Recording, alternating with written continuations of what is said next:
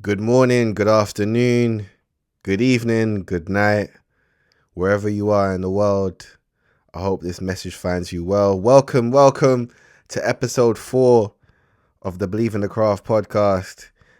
This episode, we're going to have a discussion based off the fact that I went to an event recently called Real Talk on Money, Family, and Sacrifices. It was a really insightful discussion with a lot of gems. It was in affiliation with Black Men in the Law. So big shout outs to Black Men in the Law.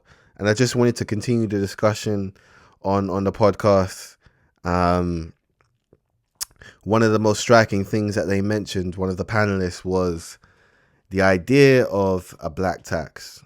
Now, breaking down the idea of the black tax, it's essentially when you reach a level of wealth as a black man or a black woman, and you go back to your hood, back to your area, back to your ends, and a lot of people have acknowledged your wealth and feel entitled to some part of it. You know, whether they babysitted you when you were 6 months old, or they played football in the park with you at 5, or they were in your school year picture in year 8, and they seem to feel as though they have a right to your wealth. They contributed to your success in some way. And a young brother who was on the panel spoke about working for a firm at the time, and an old friend of his showed up at the front door with an attitude that demanded money, essentially. There was no, hey, what's up? It was more, can you help me? I'm in a bind. And this is someone who, he'd known for a while and they were friends as teenagers, but obviously his life has changed and they both went to different trajectories. And that's the black tax, and I think a lot of us experience this, whether, especially if you're from Caribbean or Africa, and, your parents have come over, and perhaps left some family back home. There is a black tax. There is a price to pay for wealth, whether it's a christening that needs funded, or a funeral. Unfortunately, these things happen. A lot of the time, the wealthiest person in the family is forced to have to pay for it. So there is a price to pay, if we're going to keep it real, for being successful. A black man or a black woman who amasses a level of success, we're talking financial success, in terms of this black tax that exists. A lot of the time we grow up in impoverished areas in the end. So where I'm from, Hackney, it's very impoverished. Grew up, there was murder mile, there was crime rate was insane. And now obviously due to gentrification, it's now become a very attractive area. So in terms of the black tax, people are now moving into Hackney. But for those moving out, and then who have may have had to return to, your Brixton, your Peckhams, there are still people that live in those boroughs that may demand and may want a piece of the pie, may want a piece of your success, and may feel as though when it was the ghetto, they contributed to helping you, before the period of gentrification. So a lot of black men and black women experience the black tax. In some areas, they call it check-in. I'm going to check you before you can come back to the area. You got to pay a fee.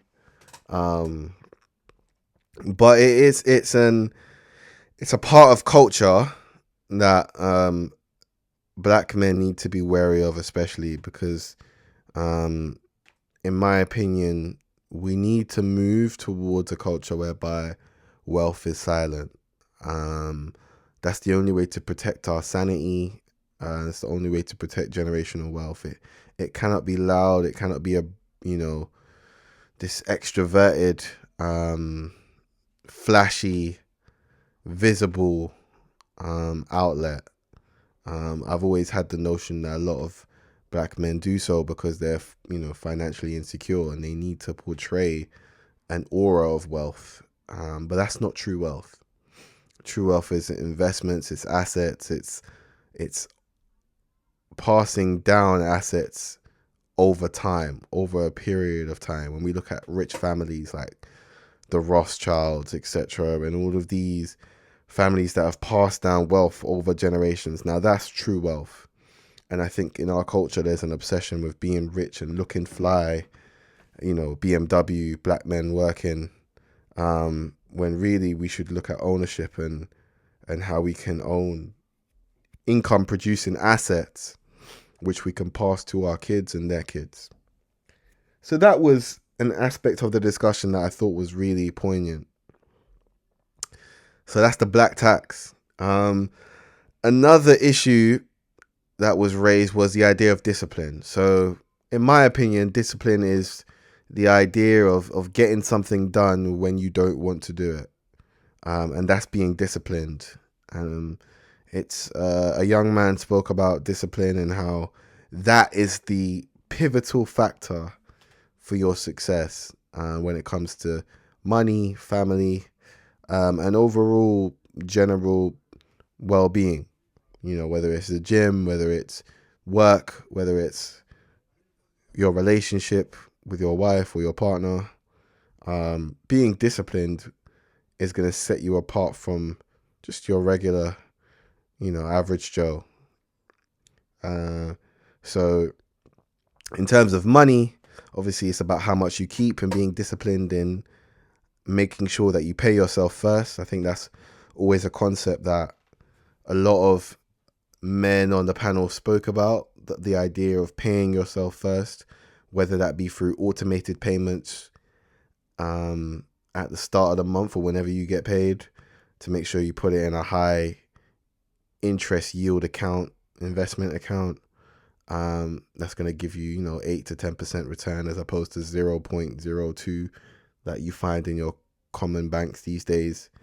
And he spoke about the book, The Richest Man in Babylon. I can't do a podcast without plugging a book. Last podcast, I plugged the book, and then this one is The Richest Man in Babylon. The last one we spoke about, Who Moved My Cheese, and The Richest Man in Babylon, which I actually own. And it introduces the principles, of paying yourself first and just basic budgeting, being disciplined. Because at the end of the day, it's not how much we earn, it's about how much we keep and how much we can generate through income producing assets. Money, in my opinion, is merely a tool. It shouldn't be looked at as this sort of, esoteric thing that we should worship. It's a tool that we can use. I know in schools they don't teach it as a tool. It's taught as sort of this disposable item, but no, it's a tool that we can use to leverage our time, to leverage our happiness, and then to create generational wealth. And that's all money is. From a UK perspective, one of the wealth managers spoke about the importance of pensions and the fact that, we should put our money into our pensions because it's the most tax efficient vehicle in the UK. Obviously, our pensions are protected from tax. And I'm not a financial advisor, but there's a lot of emphasis, obviously, in the UK on property, which we can appreciate. And that was our parents' time, where property could, rise maybe 200%. So if you bought a property for 70k, you can now probably sell it for 800k. In some areas of London, but obviously putting your money in a tax efficient vehicle like a pension, that could set you, instead you could retire early if you were to do so. So it's about thinking about short-term goals, medium goals, and long-term goals, and what your objectives are. Everyone's going to have a different perspective and objective on life and wealth, and on money, family, and sacrifices. On the family side, they spoke about how much time they could give to their family. When you have a partner and you're working long hours, and you've got to really think, is this job or is this position or is this lifestyle conducive to the betterment of my kids and my family? Are they getting all of me? Do I have to sacrifice my time in my early years to provide for my family? Now, these are some of the things that one needs to think about as they're excelling through life. But it was one of the topics that were discussed, and I thought it was a really important topic. And then also the vetting stages, meeting a woman. Is this woman in alignment with your goals? Does she understand the work hours? Can you understand her work hours? Is there an item when it comes to work, sacrifice, and does she understand your mission? And can she be a part of your mission? Essentially, I think that's such a key aspect of it. And does she, give you grace, and do you give her grace? Is there an acknowledgement for the sweat equity that you put in order to be who you want to be? Are your goals transparent? I think all of these things need to be communicated prior to, moving in. I think it's crazy. A lot of people will put a ring on it before discussing their long-term goals and where they want to be and what it will take to get there. I think that's key. So that was another aspect of it, of the night that was touched on. And just certain anecdotes that I took from the evening, earn the right to upgrade. When we see lifestyle inflation, a lot of people may earn some more money in their jobs, but because of lifestyle inflation, they will spend more. So you earn more and then you end up spending more to keep up with the Joneses, and that's probably not the best approach to building wealth. And so that was discussed as well. And doing the work, doing the sacrifice, being humble, maybe having to move back home. Sometimes there may become a stumbling block. One of the young men spoke about having to move back home with his parents after living independently, because he needed to get back on his feet. And there's no shame in that whatsoever. If you want to build wealth and you have a goal and you have a plan, there is no shame in that. And we should encourage this level of smart thinking as opposed to villainizing it in our culture and our community. And you have to humble yourself. There's a saying in Jamaica, humble cast no stone, but it's very true. Somebody with a humble attitude, no bravado, no ego, probably go a lot further than someone with, just full of ego, attitude, and probably is just a nonce, to be honest. Nobody wants to work with someone like that. Nobody wants to be affiliated with someone who just has an attitude and an aura of I know it all and I can do it all. When really we're a community, we're a village. We all need to be humble. We all need to know we came from very humble beginnings, and all we're trying to do is really excel, and all we're trying to do is provide and set a better life for our children and their children's children, etc. So those are the key points, when it comes to money, family, and sacrifices. Discipline's key to creating wealth. Paying yourself first, paying your bills, basic discipline. Whether you need to get up at 6, you do that. You do what needs to be done, even though you don't want to do it. Do not overindulge. But, at the same time, they spoke about enjoying the fruits of your labor. Don't just focus on amassing and saving and investing and letting time pass you. We are here for a human experience, and it is important that we receive some level of gratification for the work we do. Earning more, spending less, saving first, of course.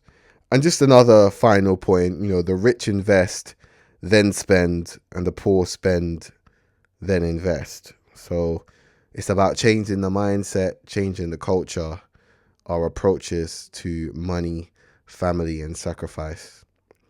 But please leave your comments in the comments section below.